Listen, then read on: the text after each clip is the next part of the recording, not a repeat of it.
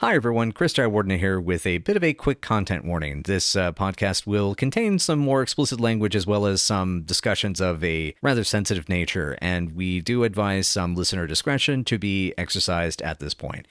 Please take care of yourselves, and if this isn't relevant to you, well, enjoy hearing my voice just a little bit more. All right, on with the podcast. Give us any chance, we'll take it. Read us any rule, we'll break it. We're gonna make our dreams come true. Welcome to National Night, a podcast about 8 seasons in a row. I'm Lisa Fernandez, and I'm Chris Warden. Hello. And we're about to review Star Peepers, an episode from Season 7 of Laverne and Shirley, written by Larry Levinson and Barry O'Brien, and directed by Jack Winter.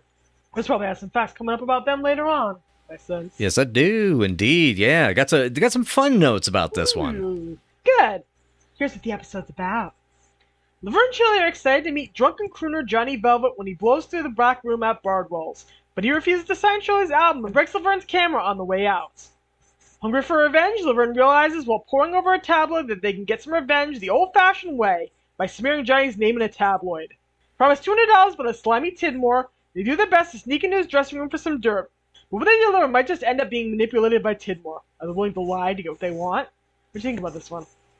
That was an unexpected trip. Now, I found it a interesting, almost sort of pseudo sequel to the Fabian episode, but done from a different angle. Yeah. And I remember you mentioned that a lot of the whole element of them going after the tabloids and the Hollywood rags was very much them doing commentary on the way that the papers and the press kind of had a tendency to go after Penny and Cindy at this time. Yeah. For like days and days and days and months and months and months at this point. Cindy became a target for her personal life, her dating history. She dated a lot of different guys like Henry Winkler and Dave Lander, as we know. And Penny's marital breakup with Rob Reiner became a target. They're fighting backstage. So that was kind of the writers kind of giving them a little bit of mud to the eye. These tabloids. Gotcha. And there is no sympathy for the tabloids to be found in this episode. Yeah, absolutely. Because what's kind of special about it is the whole the Peeper magazine and Tidmore and stuff is that it's done to the level of extreme that's actually pretty accurate. Yes. To the national, because, and especially you and I grew up during the supermarket tabloid era, where it's because supermarkets today are pretty sanitized compared to what they were in the 80s, 90s, and 2000s. The stuff that they absolutely had zero, like People magazine printed stuff that still shocks me to this day they got away with. Oh yeah. And we're not talking about like fond Weekly World News stuff where you're making jokes about Batboy and it's obviously not real. Mm-hmm. And all the Elvis stuff that was really blatantly not real. You'd have stuff like, they were like following Penny right up to the end, basically. Yeah. And it's saying like 3 or 4 years before she died that she was going to die because she had a lung cancer that metastasized to her brain. And she was apparently cancer-free when she died. She died of something different. Mm-hmm. But they were like, Penny Marshall's cancer, agony, that kind of bullshit. Yeah. That was what the tabloids do. That's what they do. It's this whole, how to use gossip to sell papers. And so there's an almost like kids show sort of message element to these to stories like this on Laverne and Shirley. But I felt that this one handled it with a sort of naive innocence that was cute, maybe fitted more season 6 rather than season 7, but it was but it worked. But I overall really like this. There's a lot of amazing physical comedy. There's some really good dialogue, and for a piece that has 5 guest characters, because there's the 2 customers, which I don't believe are credited, but we do have the names for them because one was very visually recognizable, and then the other one was actually in a previous episode, so they were able to make that connection. My point is with 5 new characters, all of them feel very fleshed out and realized, which is they're not just like kind of generic, like, okay, they're just walking by and saying a line of dialogue. Like Tidmore is a personality, Velvet is a personality, even Marty is a very realized personality. Even the background assistants feel like real fully actualized people. Even though there's some very clear characterization, people are being satirized here. It's very, very clear. When it comes to Johnny Velvet, you can tell that is a riff on Bobby Darin. That cannot be more clear if you know anything, And there's a little Dean Martin in there too. Absolutely, yeah. So it's a combination. Oh yeah, I mean his body language is very Dean. It's very Dean. Yeah. Yes. You're crushing my velvet. Absolutely. So, and that's the thing we have to mention is that as much as we will get into and gush over Harry Shearer as Tidmore, Yes. Harry Dean freaking Stanton as Johnny Velvet, I lost it when I remember when we watched this episode together. I was like, you've got to be kidding me. What? Harry Stanton doing in this show? Because he's friends with Penny and he's friends with Michael. I think this is right after Young Doctors in Love happened. Yeah, and it's around. It's right around that time. Yeah, he had. We consider Harry Dean Stanton today this absolute legend, but even then, at this time, he already had worked with Monty Hellman and Peckinpah, Ridley Scott, John Carpenter, John Milius. And he's just before, and he's getting ready. He's at this point, he's getting geared up to go work with Alex Cox on Repo Man, and then Christine and Red Dawn and Pretty in Pink, Last Temptation of Christ, which I keep forgetting he's in. I mean, it's so great to see him, and he is adoring getting to be a comedic character actor here because he was, because I think a lot of like genre nerds like myself have a tendency to remember him more in especially in my age group, but remember him mostly for Alien and Escape from New York, and sometimes Red Dawn. But I mean, his timing in Repo Man, you absolutely see here. It's that sleazy, slimy, like slur delivery that that it's like it's such a carefully paced energy. Yeah. He never really got to do this kind of broad comedy, really. So he was having fun with it. He was having a lot of fun with it. I don't know if this guest role came about just because they were, wrapping up Young Doctors in Love and said, hey, come in, do this part. Yeah, that's a possibility. I need to look at the filming schedules to Young Doctors in Love to figure out when the heck that was filming when it came to Laverne and Shirley's, the season that was going on at the same time, where we were timeline-wise. Eventually I'm going to look that up, because that's pretty interesting. It is, yeah. And it could even have just been that, Harry was hanging out or having a conversation, because Gary was so personable that he had this tendency to just kind of bring everybody in as like this big family that it may have just been like, I want to do more stuff with you. And he's like, well, I mean, Penny's got a show. You can go, we could totally use a guest star, Yep.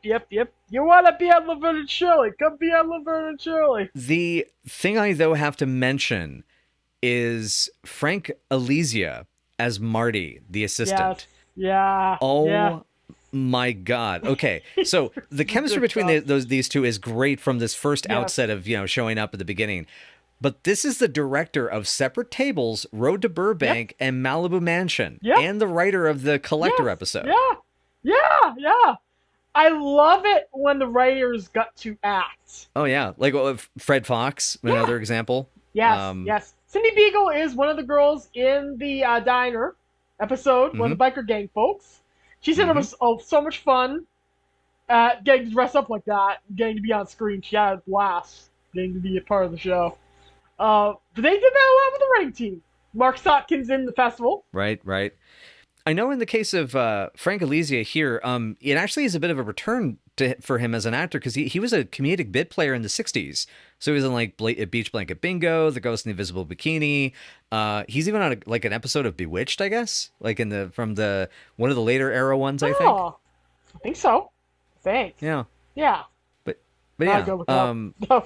But what's kind of sad though is because I really liked his chemistry in this episode as a character actor, and this is apparently like the last gig of any kind on the show. And as far as I could tell, it was the last thing he was credited for on IMDb. So I don't know what he went to do after this, but it's a trip that he gets to it gets good. I mean, maybe it was like, okay, I got to work with Harry Dean. I think I'm good. I don't know.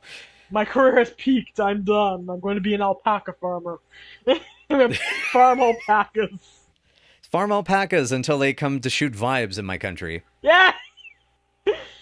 Vibes is so good. Go watch Vibes. I have one of the very first questions I have about this episode is, who in the world takes a troop of Boy Scouts to a drugstore for a field trip?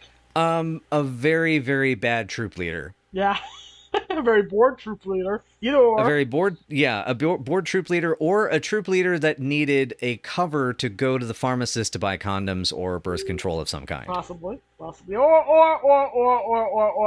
they just, wanted to get cigarettes. Possible. Right. Oh, any of those things. You guys get them out of a machine back in the 60s. It's true.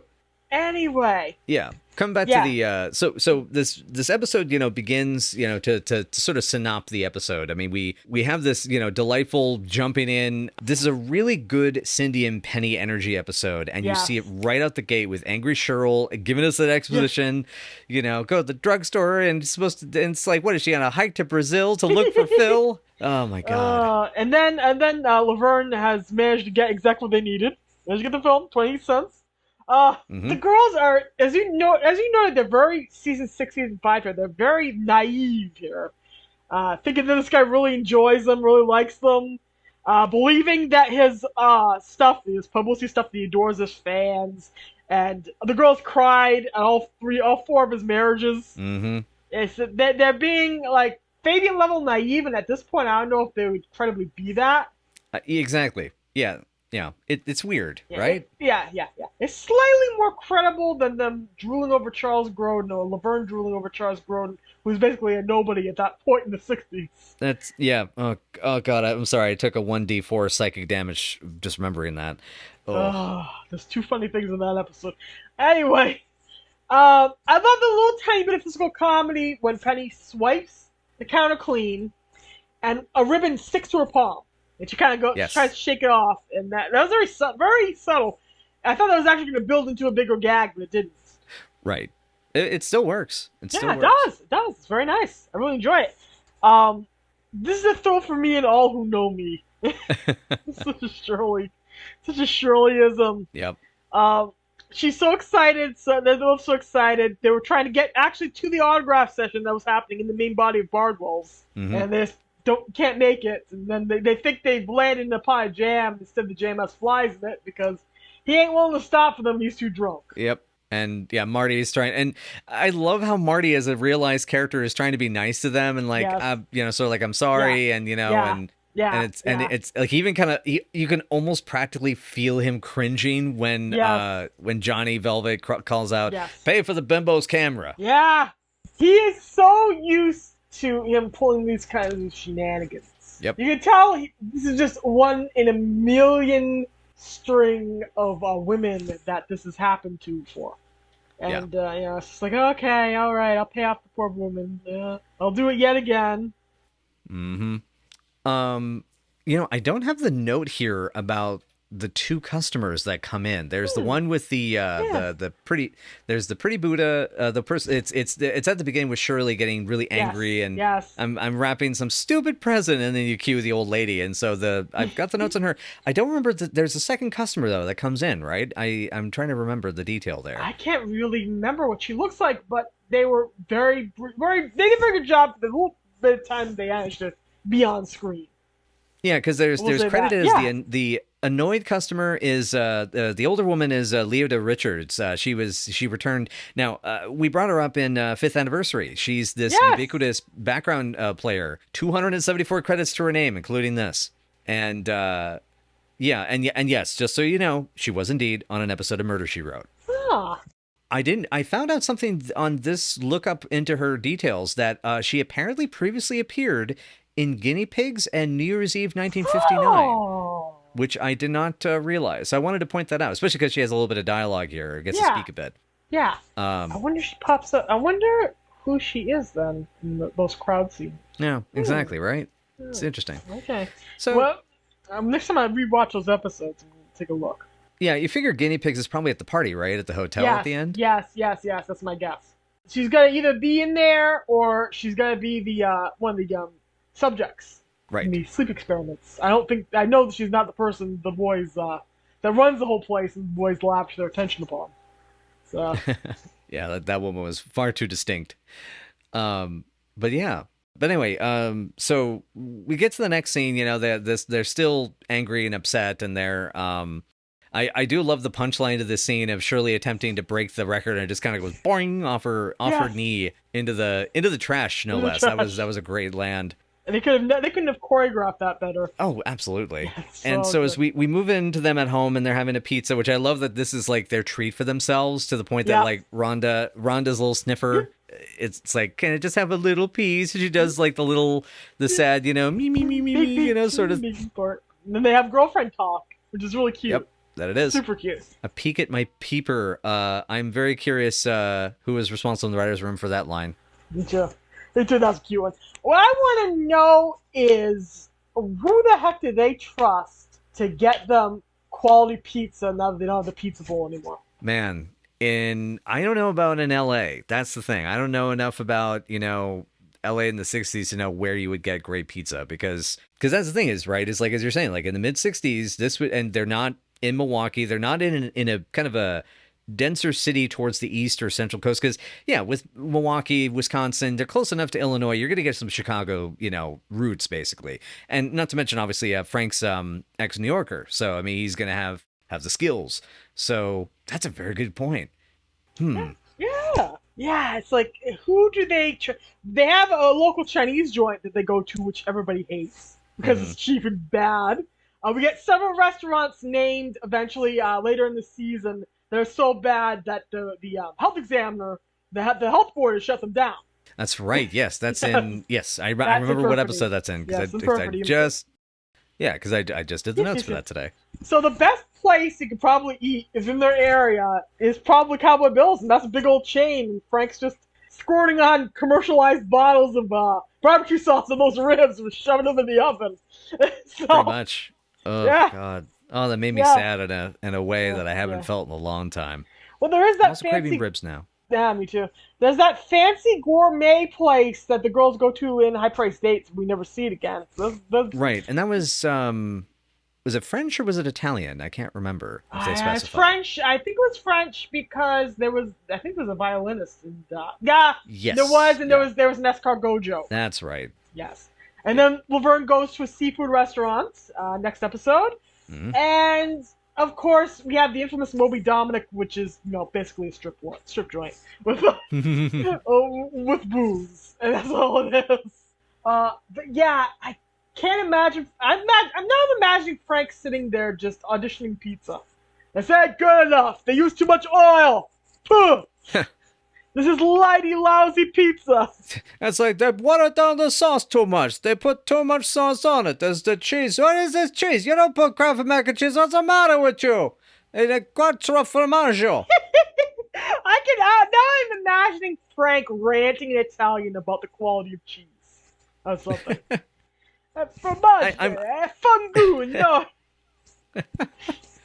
Oh my gosh. Now I can think of those bloopers where Phil Foster genuinely speaks Italian. He does say fungu, which means fucking Italian.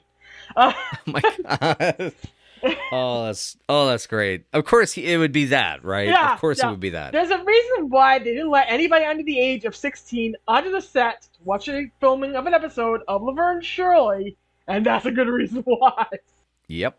Yeah. Yep. Everybody cursing. Everybody cursing. Yep. Yeah, we had to.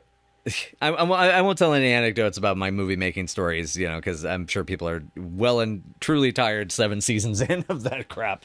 But yeah, it's definitely something you have to be careful and cautious with from time to time with the with mixed company of mixing ages. Sometimes you even just have to be careful when like you're at some old woman's house for a location and you're like, oh yeah, the gaffer is a bit of a sailor mouth. Oh god, no.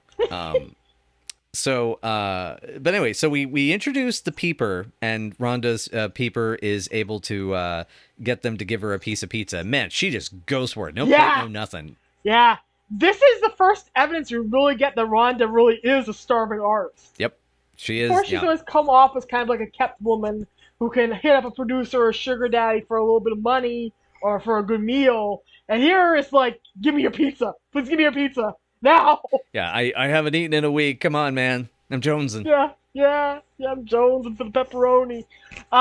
I love that they're just sitting there reading the tabloids, poring over the tabloids, actually believing what's in the tabloids. Yeah, why King Kong can't? It's private shame. We both booked Man hears Venus through his dentures.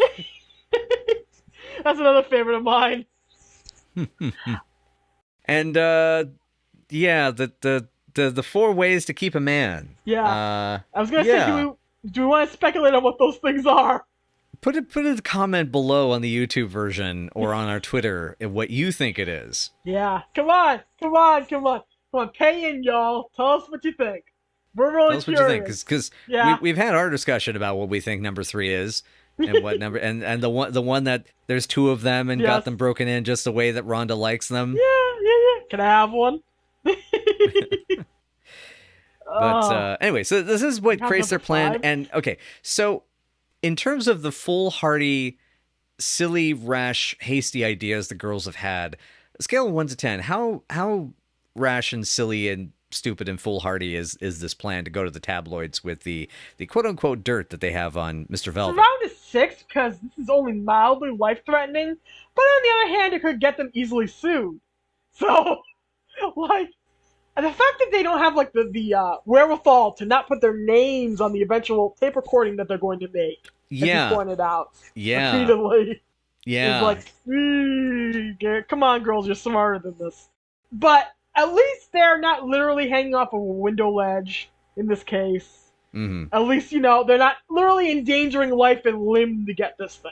Mm-hmm. So they're not running into a German beer spy or anything. Yeah. They're not nearly being drowned. They're not fending off creepy people at a circus. They're not, trying to avoid getting caught by Fabian by hanging out in the window, a frigid window ledge.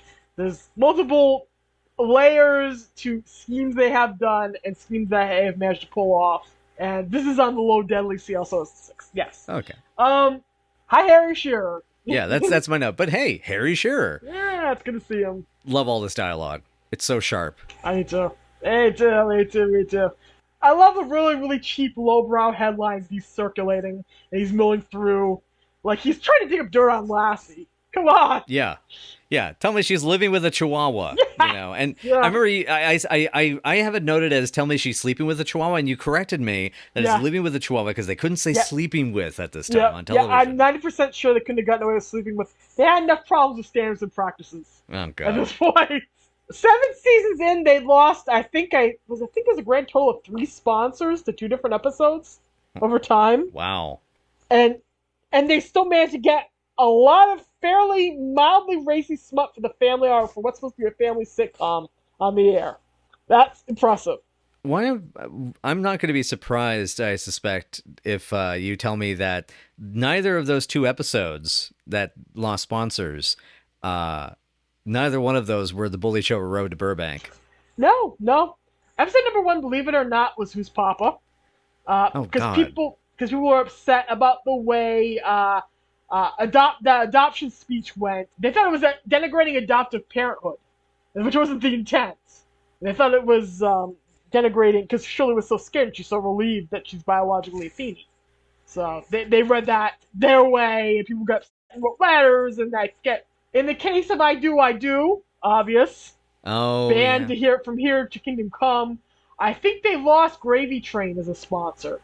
I think it was Ralston Purina or something because of that. Well, as long as they still have the gravy boat, I'm sure they're fine. Yeah.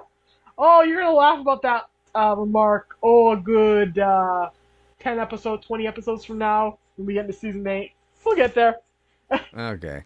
Anyway, we'll laugh ruefully and eat our own tongue. Mr. Tidmore is the slime bag trying to dig up dirt on Lassie. He's got files on Goofy, and he immediately has this you already find out he's got this rivalry with Johnny Velvet, and I love that idea that they don't just go to a tabloid; they end up inadvertently going to the tabloid who has it out for the guy they're trying to get back at, which again is just, it's very much the girls and they're naive. They stumble into the best / worst case scenario. Yeah. They both have a guy who's willing to trust them with all the stuff and give them a tape recorder and shove them into the field. And yet this guy will do anything to sell issues. Yep. He will lie his buttocks off. Mm-hmm. He will do anything. I can imagine the kind of legal fees they might get stuck with because they trusted this idiot. Oh, certainly. And he's a big old idiot. Yep, he is. And he's also definitely got an accent going on. My theory is Harry's trying to go for Australian. Yes. And I'm still gonna stand by that theory. It sounds like it. It's Australian with a note of something else. I can't tell what the heck the other note is. I think almost like kind of like a cigar chompy kind of see here kind of. Yeah, see. Not here, quite yeah. Brooklyn, but almost. On Yeah, that see. level.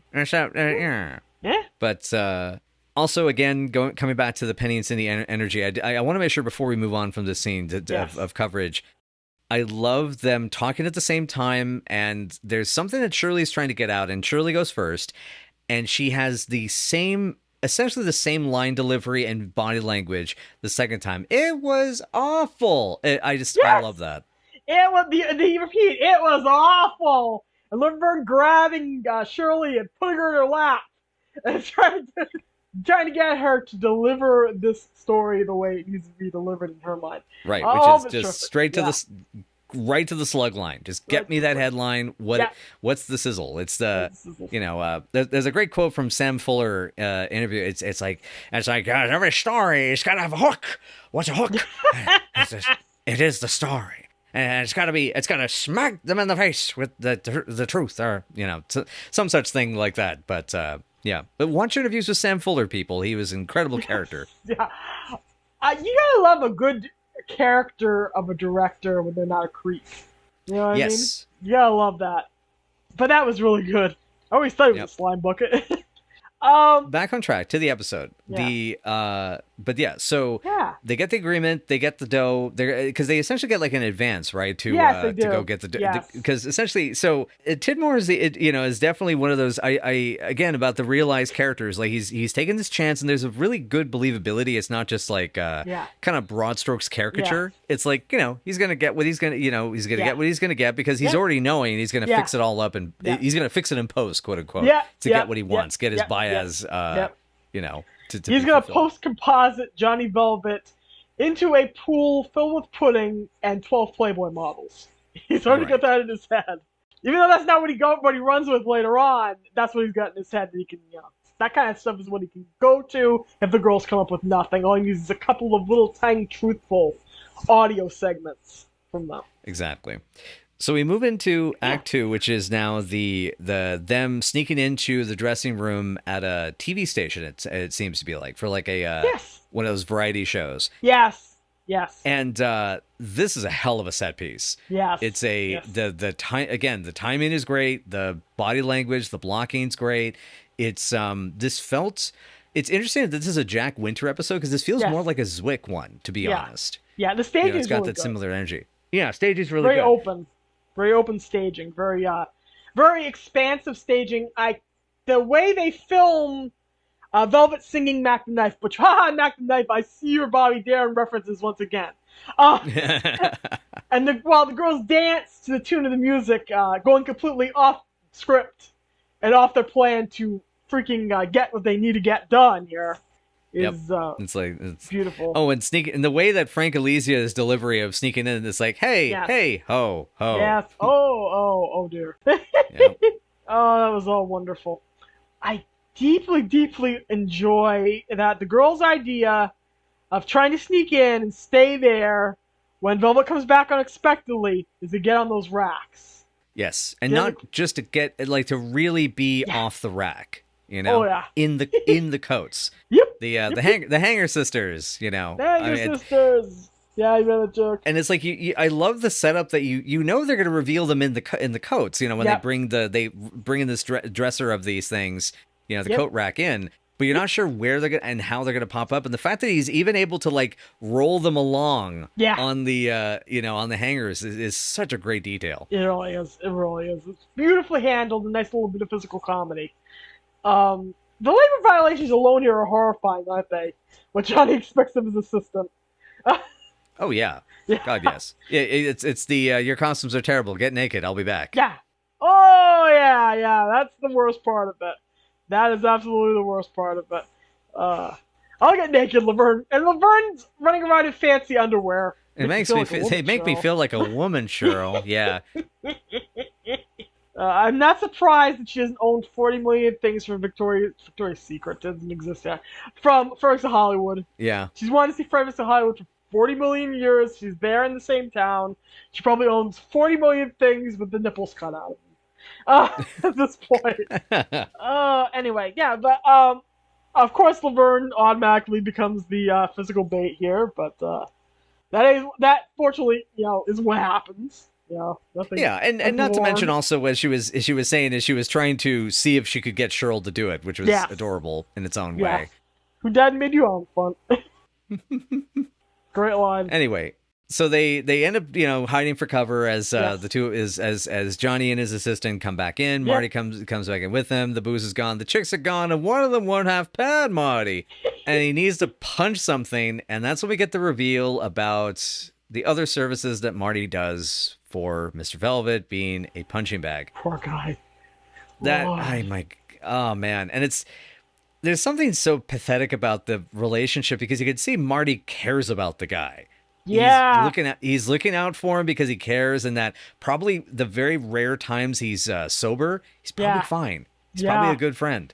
But oh my god, and then that again pitch perfect timing of getting the picture at the punch, grab the coat, and I love she grabs the coat as Laverne runs out, leaving Shirley behind, but she has the coat that she was attached to, which is a wonderful bit of comedic blocking. Yep, you can't say that Laverne wasn't trying to save her there. Yeah, she was trying, but she has to run after her. Yeah, it's really good. And so we come into our final act, which is them coming back to Tidmore with this drink any booze, a bust of any furniture, and because they've got audio of Shirley dictating all the stuff they're doing by name again. Just my God, head explosively stupid. I know, God, why? They're smarter than this. They're so much smarter than this. And now we have Tidmore creating his narrative, becoming the fake that he really is. I found this interesting. I've talked about before, about how Shirley, used to create these narratives, right? These fantasies that she had to make for herself to kind of talk herself out of the depression of what she's really living. Yeah. I have been very glad to see that she's not as susceptible to that. Yeah. Since getting to California. Yeah. It's, as you've said, like season 7 is, these characters growing up, and that definitely seeing her not get swept up in because I guess what I mean is a sign of her not being as attached to that idea is the narrative that she builds for Tidmore about his Johnny Velvet's records cause acne, and then none of the young people are going to buy the records. It's very Shirley, it's very innocent, but it's also a terrible idea compared to some of the other ones she's had in the past. Oh yeah.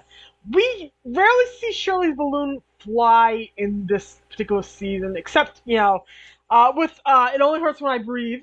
She starts fantasizing about going to medical school. She never gets followed up and should have been. But mostly she's very much living in the reality of where she is, and so are the girls. They're inching towards 30 canonically, and they are, less prone to flights of fancy free, and yet still get impressed by these celebrities and still react childishly when they get hurt. Mm-hmm. So, yeah, I love that little bit from Shirley and how hard she's trying to sell this. The cigar bit is really great, too, by the way. Oh, my God, yes. Oh, it's great. Who says he didn't hit that fan? Am I hot? Am I hot? Am I hot? Yeah. And eventually, so we end up having to deal with the question of morality. Is it worth selling out and lying your fanny off to get revenge? And the girls decide not to take the money. Well, what's interesting about this is the story that eventually gets spun out of the information they give them, which we'll get to at the end of this episode. Mm-hmm. But the fact now y'all have morals all of a sudden. Now all of a sudden we have morals. And the girls, are not willing to turn him in, so to speak. Yeah, it's there is a sense of their anger flares up, but it flares up for a couple of days practically to pull this off. Yeah, and that felt like a stretch for me. Yeah, they're so mad at this dude that they're willing to ruin his life, but then all of a sudden, when given the opportunity, all of a sudden it's not worth it if they're gonna have to lie, and everything else that was happening before is just exaggerated truth, kids. It kind of seems silly that they're backing down at this point, but on another level, they kind of realize, oh yeah, it's wrong. We're good people. We're better people than him, basically, and they are. Right. Yeah. It's the whole I learned something today sort of thing. But yeah, I feel music. Lesson learn music. Yeah, I mean, but I felt like it was a decent showcase of, just the tabloid BS. Like Yeah. it showcases it very well, and especially at a time when we're far more discerning now than we Yeah. used to be, Yes. and it's which is to say most people, Yeah. I don't know if we're that discerning because we have, the whole circus about Olivia Wilde Oh, and her yeah, salad dressing. good point. And we have stuff like Kanye West trying to start his own, basically, factory towns. Uh, which is happening. The economy. Yeah. Oh God. Yeah. Yeah. We're recording this. Just for reference, if this seems like wow, that was from a long time ago. Yeah, we're recording this when this is all new to us, Yeah. and I kind of want to take a drill to my head like Max Cohen at the end of Pi, just to make the No! swelling go down. Turn it off! Turn it off! I also had a question though, coming back to the tabloid stuff because this would be relevant. I noticed there was a portrait on the wall. Now that could have just been like a headshot of one of the actors that they knew or a friend of theirs, but was I mistaken or did that look like a picture that Tidmore had of Lupe Velez on Yes! his wall? I'm 9% sure that it is Lupe, one of my film idols, so to speak. I'm 9% sure that's a shot of her. I have to take another look at the footage, but yeah, I think he has a picture of her on his wall.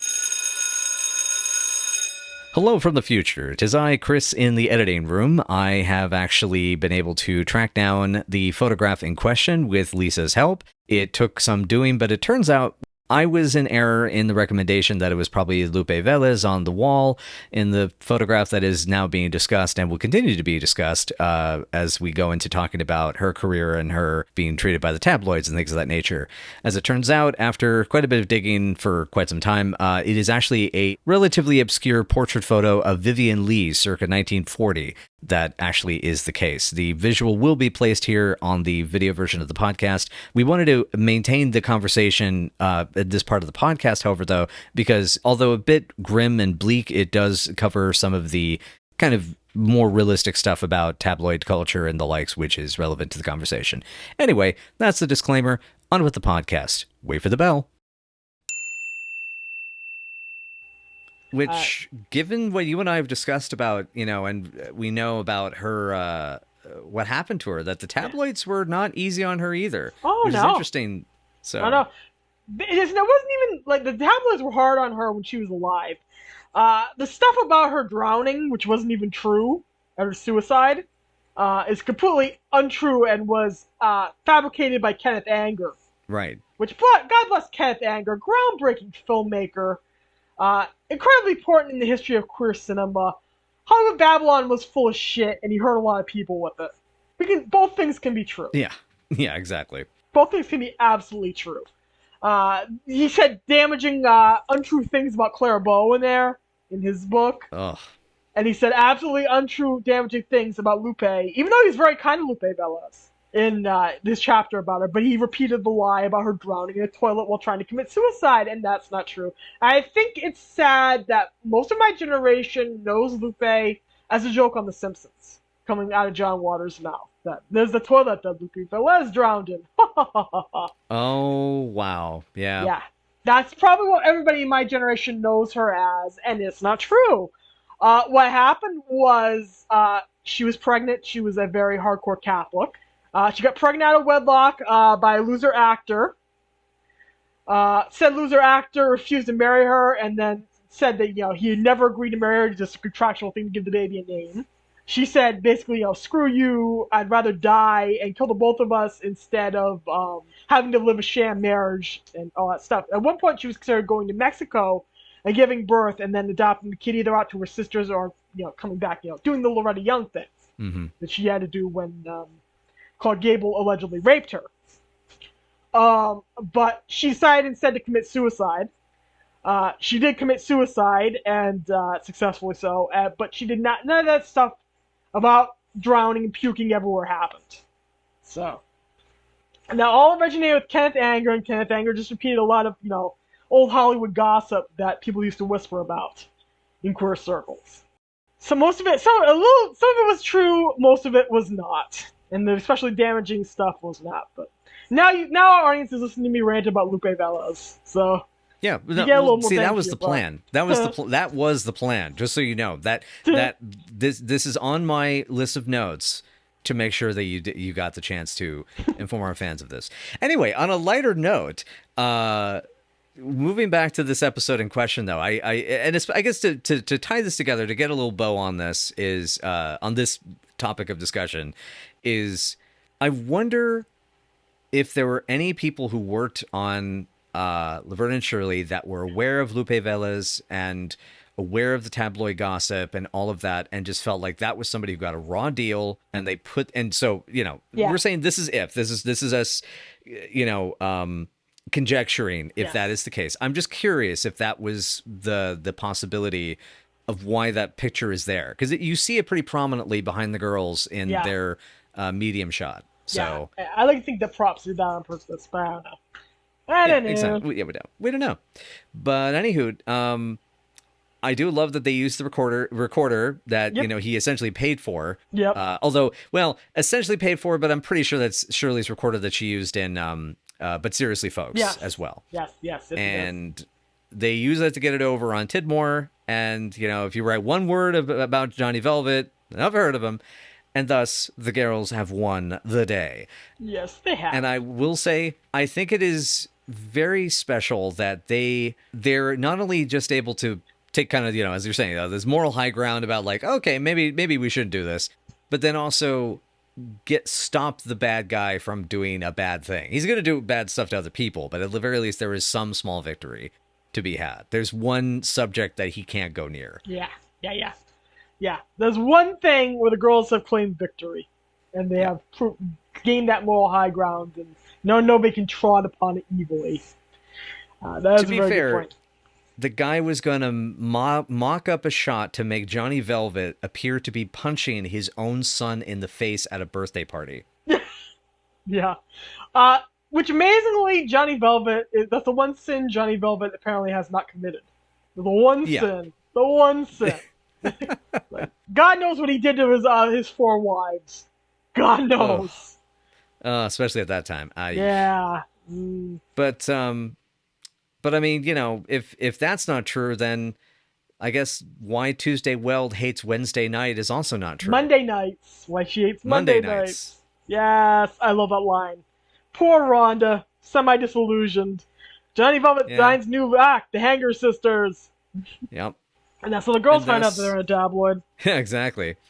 Yeah, that's the case. That's why you don't go into bed with these freaking people. This is crazy. Don't do that. Yeah. Anywho. Yeah, it ain't with swimming with snakes, basically. I mean, I don't like snakes to begin with, so I wouldn't swim with them anyway. Poor So snakes. there is that.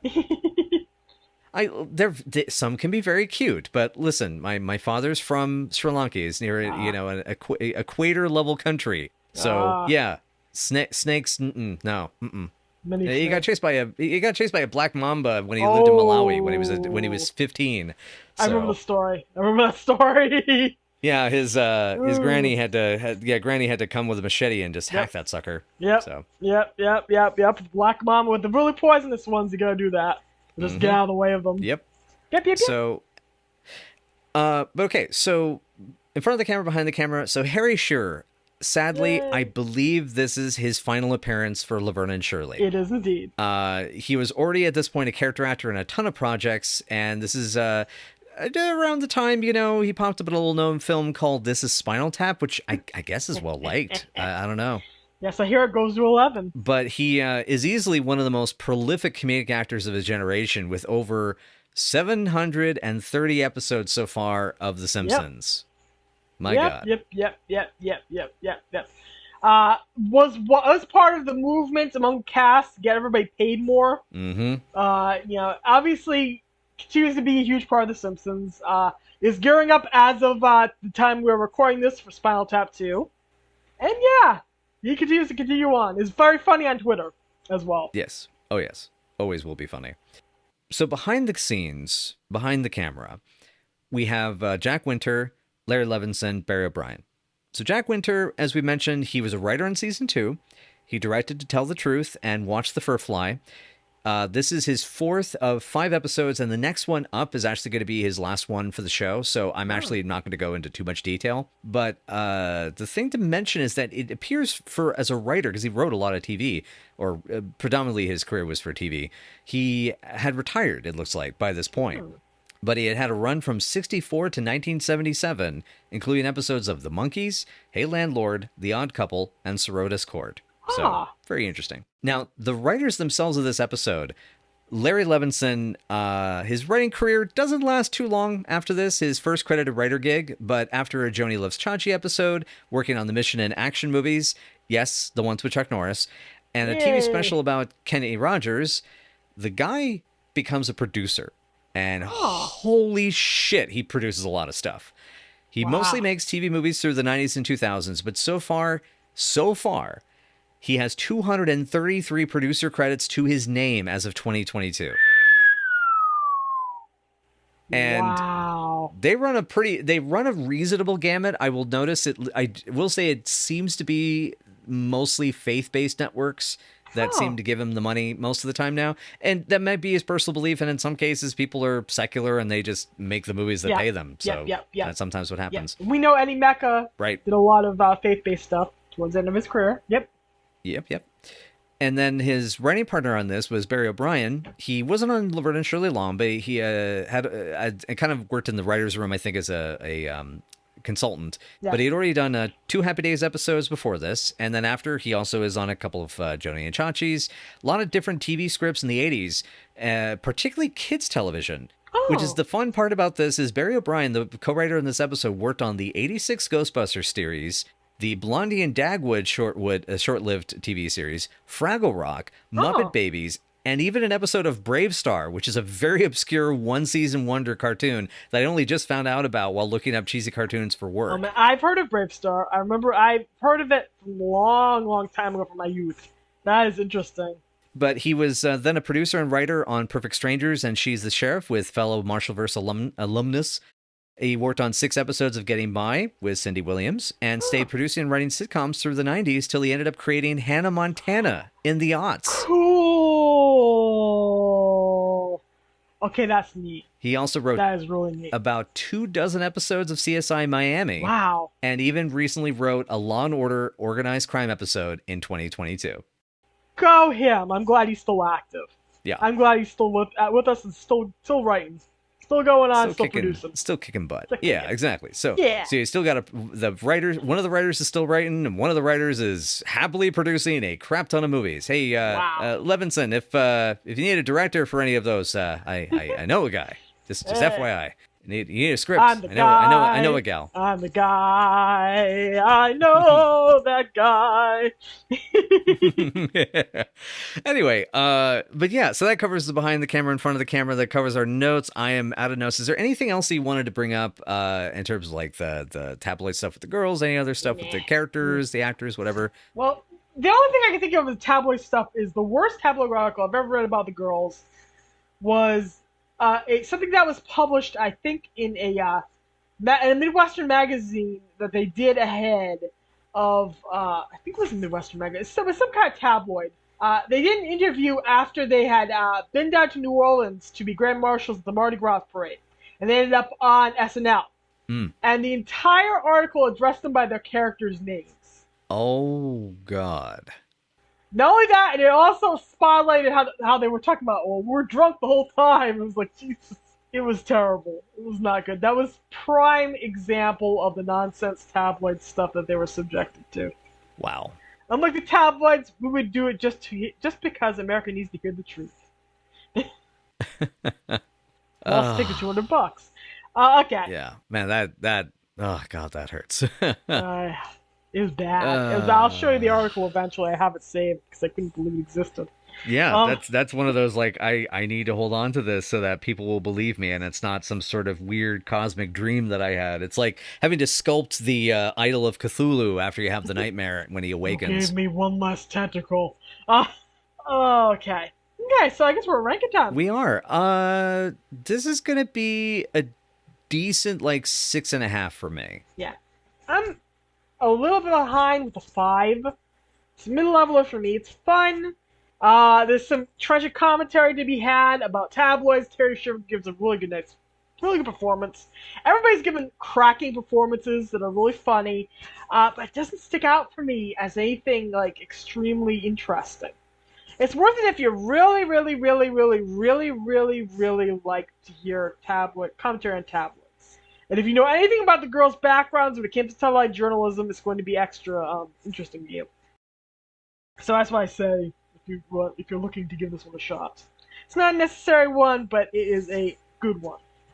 Yeah, well said. I agree to many extents about it. I think the reason, part of what pushes this up for me is that the components I liked really stood out because it's more consistent in its directing than like most of Turbovich's second half of season 6 material for me. Yeah. Like Turbovic had a very rough up and down. It's kind of balanced out now, but like this is a much stronger directing job. It makes everything, as you're saying, because I agree that, you know, it's kind of middle of the road, like even as like a script and a story, it doesn't have like an extra like emotional oomph or anything, but it's the execution that makes it come to life.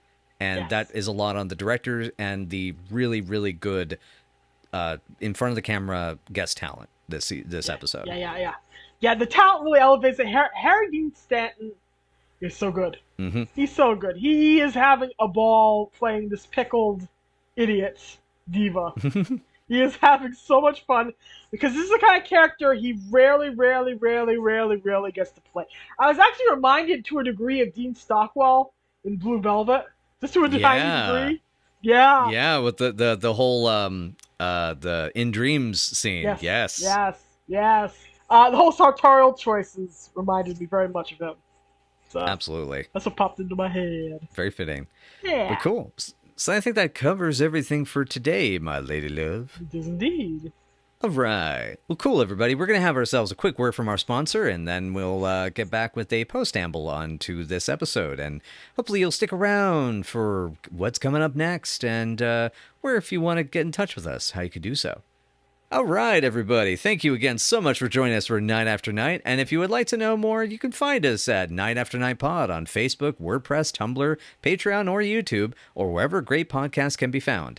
We are also at Night Aft Night PC on Twitter. If you would like to get in touch with us a little more directly, keep up with like watch-along parties that we do and other sort of, you know, shenanigans and things of that nature. We have a nice little bit of a community that's developed over time, and we're really happy to be able to be supported by so many wonderful folks, both in our community and our patrons. So with that, so I'm trying to remember what's next, Lisa. What do we have? We have an unfortunately memorable encounter with yet another cheater.